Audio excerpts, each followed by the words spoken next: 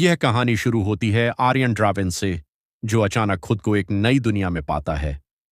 जब वह अपनी आंखें खोलता है तो उसे एहसास होता है कि उसका शरीर अब एक छोटे बच्चे का है। सामने खड़ी महिला उसे प्यार से देख रही होती है और तभी वह अपनी स्टेटस विंडो देखता है, लेवल 1। वह चौंक जाता है। कुछ ही पल बाद एक विशालकाय पुरुष कमरे में प्रवेश करता है। ये हैं सम्राट वेल्डोर।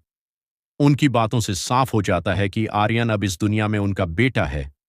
जल्द ही उसका नाम रखा जाता है आर्यन ड्राविन और वह बन जाता है जेफिरिया साम्राज्य का 13वां शाही राजकुमार। समय बीतता है। 6 साल की उम्र तक आते आते आर्यन की असली ताकत सामने आने लगती है। बाकी लोगों को उसकी क्षमता सीमित दिखती है, लेकिन उसकी असली शक्ति है असीमित विकास। जितने लोग उस पर भरोसा करेंगे वह उतना ही शक्तिशाली बनता जाएगा। उसे जल तत्व की शक्ति मिलती है, वह भी सीधे डबल एस रैंक। एक दिन उसके बड़े भाई क्राउन प्रिंस लूसियन और प्रिंस कैसियन उससे मिलने आते हैं। वे उसे एक रहस्यमयी तलवार देते हैं, नेरिथिस। यह कोई साधारण तलवार नहीं थी।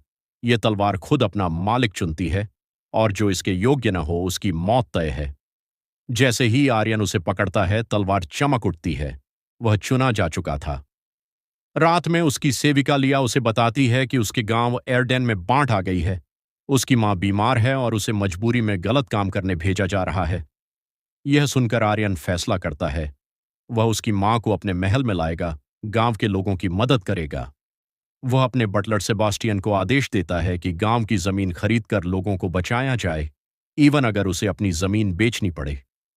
जब आर्यन गांव पहुंचता है तो वहां का हाल देखकर उसका खून खौल उठता है। लोगों को खाने के नाम पर सिर्फ पानी दिया जा रहा था। तभी वहां आता है भ्रष्ट अधिकारी गोरिक। वह गांव वालों का खाना चुरा रहा था। आर्यन गुस्से में कहता है, ताकत का इस्तेमाल कमजोरों को बचाने के लिए होना चाहिए। गोरिक हमला करता है, लेकिन तभी तलवार नेरिथिस खुद उड़कर आर्यन के हाथ में आ जाती है। एक ही वार में सब खत्म। इस घटना के बाद पूरा साम्राज्य हिल जाता है। आर्यन की ताकत बढ़कर ट्रिपल एस रैंक हो जाती है।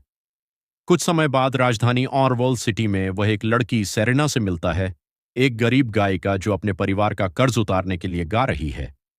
जब कुछ लोग उसे परेशान करते हैं, आर्यन उन्हें रोकता है और कानून का हवाला देता है। फिर वह सेरेना को ऑफर देता है, मेरे लिए काम करो, अपनी आवाज को और बेहतर बनाओ। धीरे धीरे आर्यन सिर्फ ताकतवर नहीं बल्कि एक बुद्धिमान और दयालु शासक भी बनता जा रहा था। उसे एक प्राचीन ग्रिमोर मिलता है, हवा की आत्मा वाला।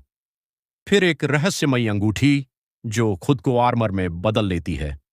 हर नई चीज उसे और भी खतरनाक बना रही थी।